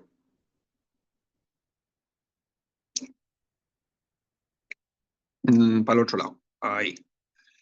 Ya, aquí hay un texto también que pillé en un sitio web español que no vale la pena leerlo en detalle porque las láminas las van a tener para revisarlas con más calma después, pero pone en realce algo que no es ajena a la realidad chilena. Y es la imprudencia o emergencia. ¿Quién paga los rescates en montaña? Lo que les comentaba recién. En el caso español, y tenemos hartas similitudes con la FEDME, que es la Federación Española de Deportes de Montaña y Escalada, esto en el ámbito deportivo, recomienda, algo que acá también le hemos dado un montón de vueltas los últimos 15 años, hacer campañas en las cuales la gente que decide iniciarse en las actividades de montaña lo haga de manera gradual, de menos a más, ¿no es cierto?, con un proceso en el cual va mejorando no solo sus conocimientos, sino que su estado físico, el adquirir equipo y vestuario técnico, cosas que le van a permitir realizar la actividad de manera más segura. Aquí las palabras clave son, como aparecían en una lámina más arriba, negligencia e imprudencia, ¿no es cierto? Ante las actitudes imprudentes y negligentes de no poder medir previamente los efectos de las decisiones o las acciones que realizo, no hay mucho que hacer. Eso, un llamado siempre a ser prudente, a ser mesurado, a evaluar los riesgos.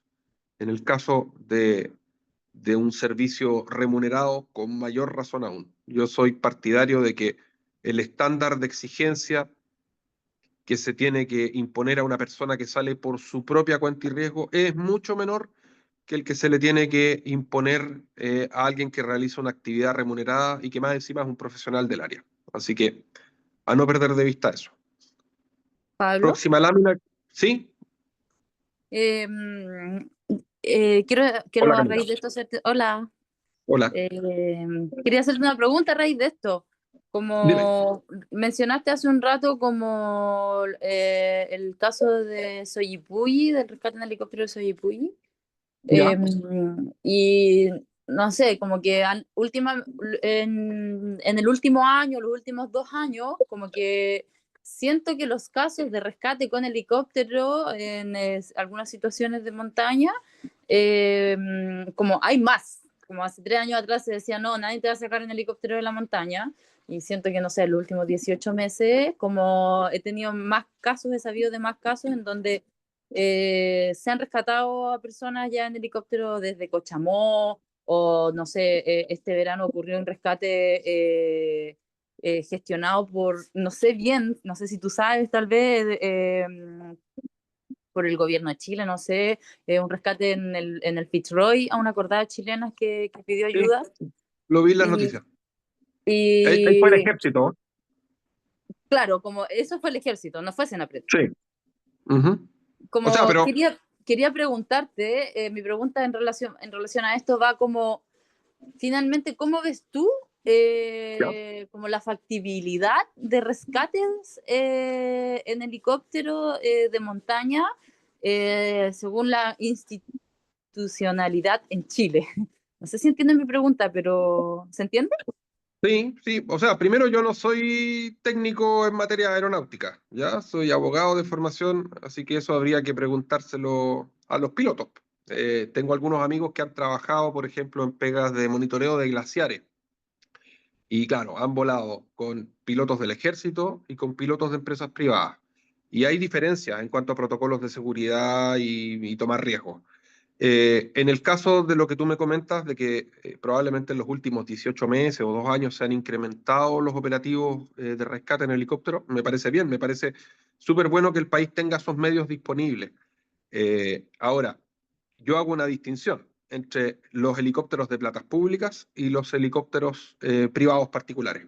Y lo planteo así porque las credenciales que hay asociadas a membresías deportivas de otros países, y lo digo porque el 2016, como les comentaba, cuando yo fui a este meeting de la UIAA en Praga, después aproveché de pasar por otros países y estuve en Alemania.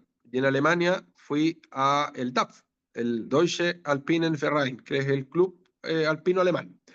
Y hice un par de consultas y resultó que había un convenio con la Federación de Andinismo de Chile, o eso me dijo la persona. Parece que era con el DAF de Santiago en realidad la buena onda, pero el punto era que me permitieron afiliarme al DAF por un año gratis. Y dentro de las cosas que me comentaba la persona que me atendió, es que eso traía asociado un seguro de responsabilidad civil, de rescate en el fondo, que el gallo me decía era worldwide, o sea, cualquier parte del mundo. Y yo le preguntaba, pero ¿seguro? Sí. Yo le decía, ¿Himalaya? Sí. ¿Patagonia? Sí.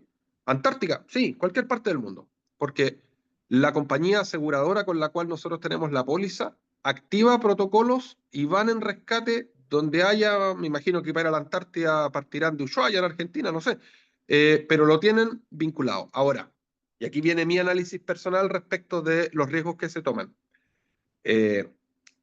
El problema que tiene Chile es un problema cultural. ¿Mm? En Alemania eso puede operar. ¿Por qué? Porque la gente es súper estructurada y súper medida en los riesgos que toma. Entonces, en el DAF está la señora de la tercera edad que sale a hacer trekking con bastoncitos y no se lesiona, y el alemán que escala Big Wall y se manda expediciones de 2 meses en Pakistán en las Torres de Trango. Y en los dos hay una muy, muy, muy baja accidentalidad. Y nadie sale al cerro a hacer actividades sin estar afiliado, con un seguro. Entonces eso hace que los riesgos, desde el punto de vista de cómo los ve la póliza, la compañía aseguradora, sean súper bajos. Tienen todos los medios técnicos también para hacer los operativos de rescate, tanto en Europa como para ir a hacer extracciones de sacar a alguien metido en una pared en otro lado. En el caso chileno, por ejemplo, lo que tú citaste del Fitzroy, incluso hay una arista de corte geopolítico, porque el Fitzroy y el Cerro Torre son cerros limítrofes con Argentina.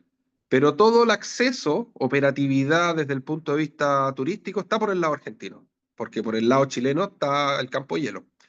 Entonces, el ejército de Chile ni siquiera dudó cuando los llamaron, tenían los medios logísticos, helicópteros, y fueron y rescataron a la gente. Probablemente por el lado argentino es más fácil acceder para los efectos de realizar actividades turísticas, pero no como para ir y meterse a sacar unos accidentados.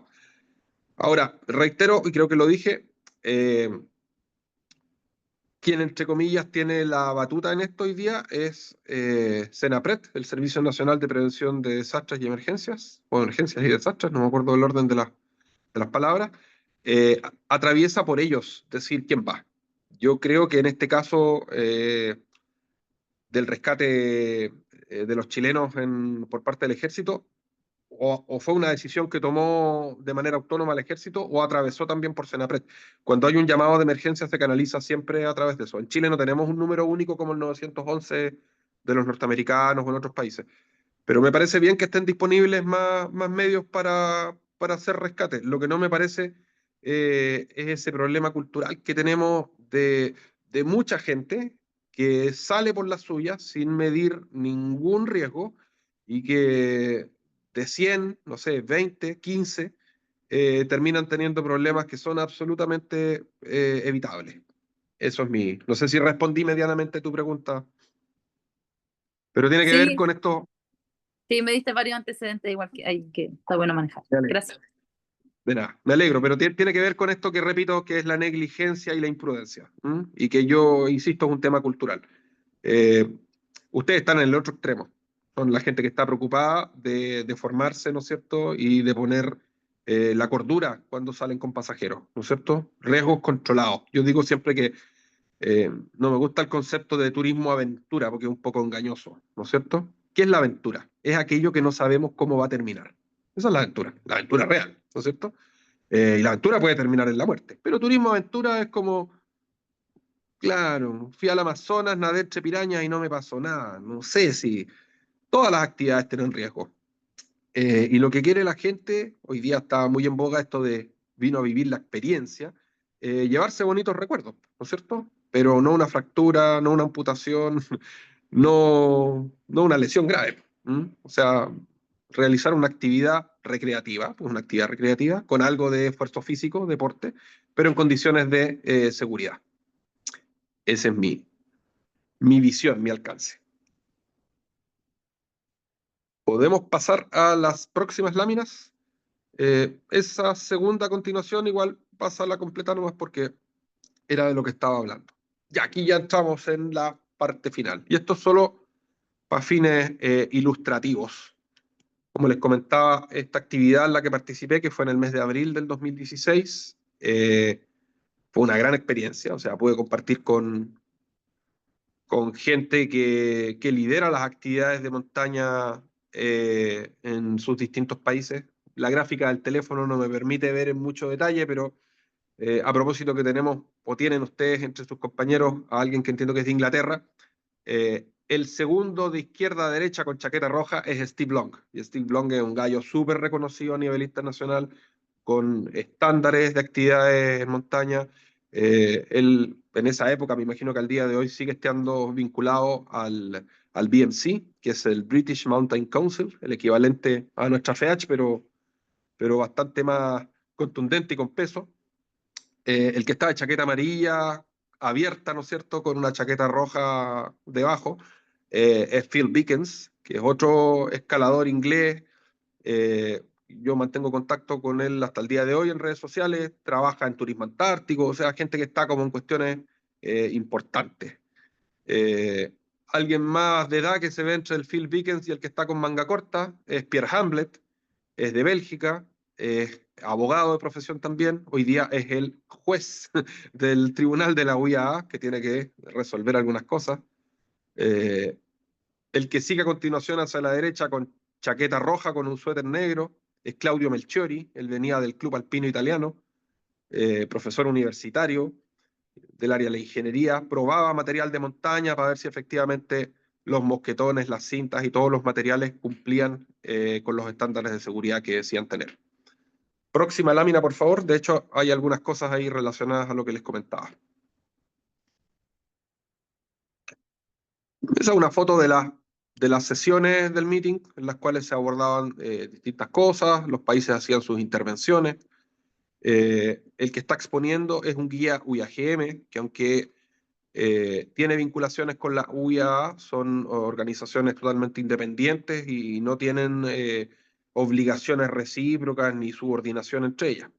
Pero este guía venía como a hablar de algunos estándares que se estaban implementando y que le servían a la UIAA también. Próxima lámina, por favor. Lo que les comentaba, Claudio Melchiori mostrando ahí estrés mecánico en distintos dispositivos y sistemas de anclaje. Mostró unos videos también, la mayoría están disponibles en el sitio web de la UIA. Me imagino que ustedes han visto pruebas de mosquetones y todo eso, que en su indicación dicen cuántos newton metros soportan con el pestillo abierto, con el gatillo cerrado, ¿no es cierto?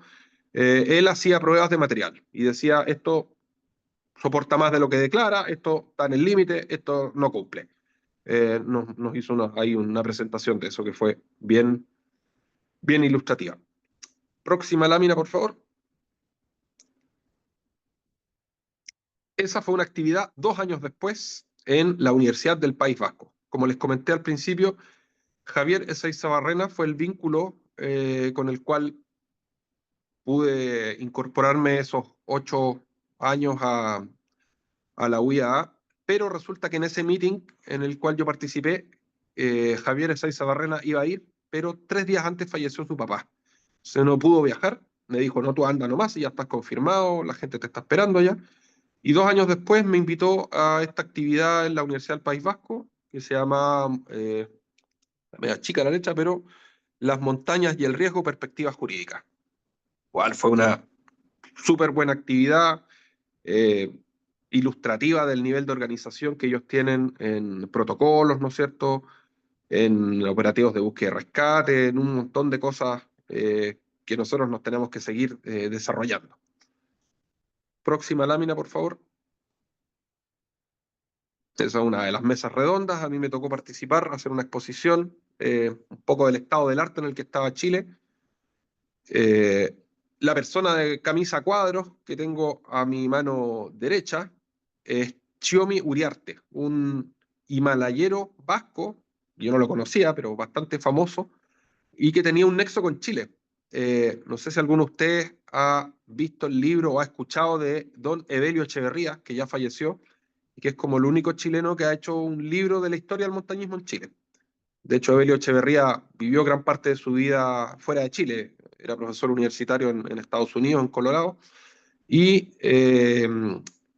Chiomin Uriarte me dijo que había hecho cordada con él y coincidieron en unas expediciones en Perú, así que tenía muy buenos recuerdos. Y fue una súper bonita instancia de pillar a alguien europeo que había compartido y tenía un chileno referente. Yo tenía el libro, pero no lo conocí. Próxima, por favor.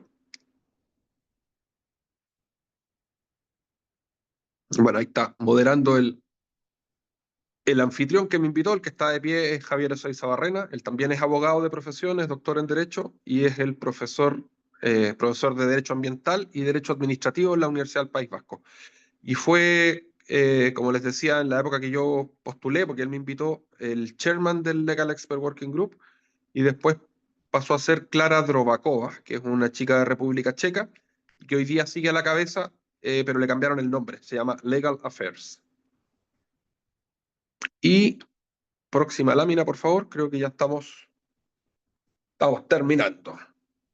Unas pocas reflexiones personales antes de despedirme, y son cosas que yo creo que escucharon en la presentación, ¿no es cierto? Yo soy una persona que promueve las actividades de montaña, que ojalá la gente realice actividades de montaña, pero de la manera más segura posible. Y eso es, si es que lo quiero hacer en el ámbito del montañismo independiente por las mías, ¿no es cierto? Bajo la alero de un club, o tomando formaciones con guías o instructores que estén certificados, ¿no es cierto? O contraten de frentón servicios con guías, como dice ahí, certificados, ¿no es cierto?, con una agencia reconocida.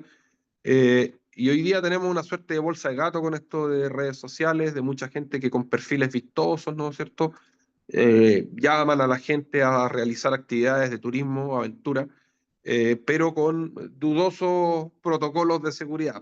Me acuerdo una vez por redes sociales, no fue una discusión, pero le hice unas preguntas a alguien que estaba ofertando un servicio y me dijo, no, lo que pasa es que yo soy como el mejor en la zona de Melipeuco, porque soy TENS, técnico en enfermería de nivel superior. Yo le dije, ya, pero eso que tiene que ver con saber de montaña, no es que yo soy guía local, ya, pero la gran distinción siempre era entre la gente que tomaba cursos deportivos, que son aquellos que tienen por finalidad mejorar mis conocimientos personales para poder salir yo de manera más segura a la montaña, y en el otro lado de la vereda, la gente que opta por certificarse y por obtener acreditaciones que le permiten trabajar de manera profesional en el área de montaña.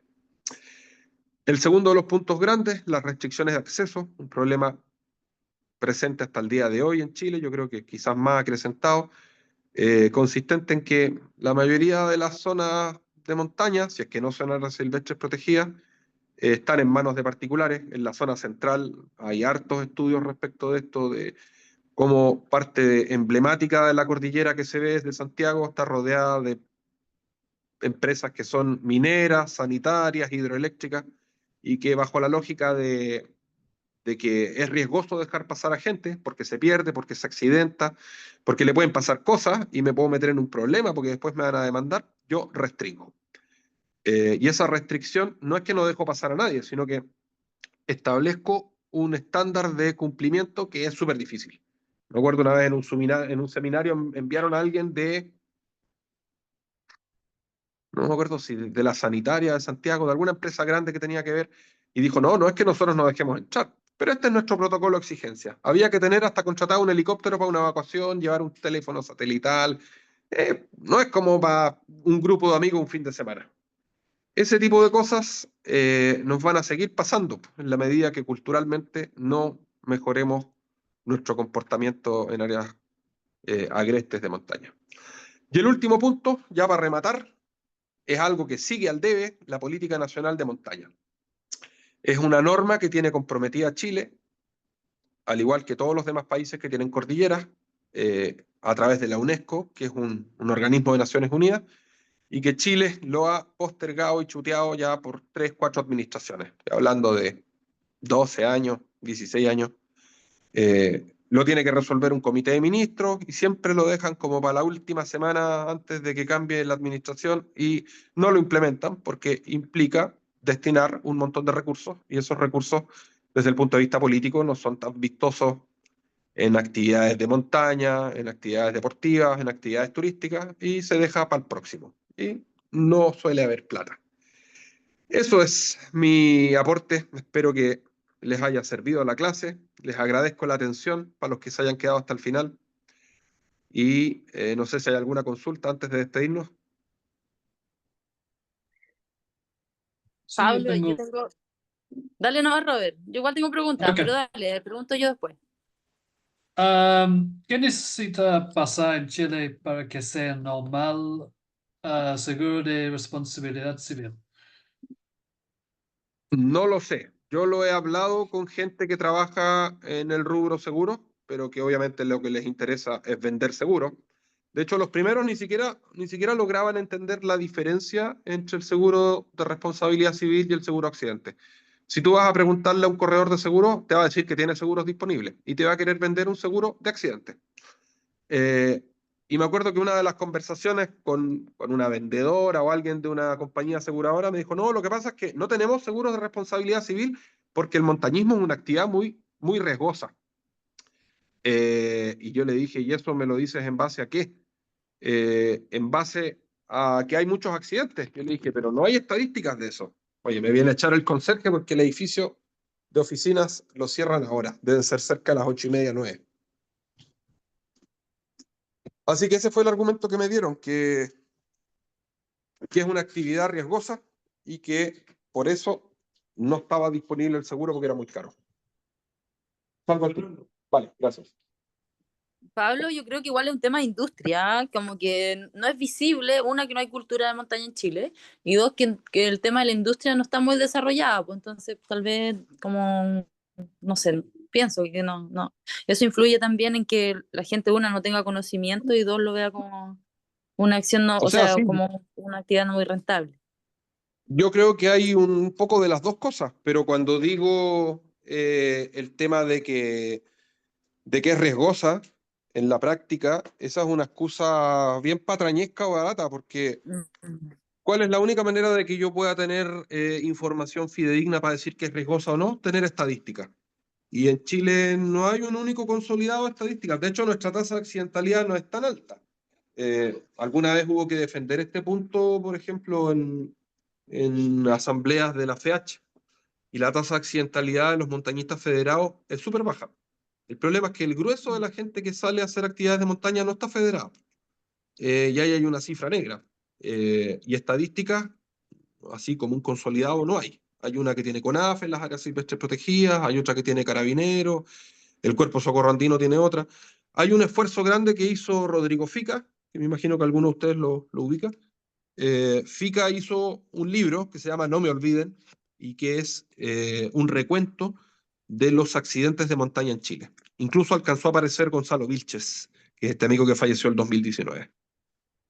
Yo tengo el libro y claro, en el fondo habla de chilenos accidentados en Chile, extranjeros accidentados en Chile y chilenos accidentados en el extranjero. Ese es su ejercicio estadístico. Eso.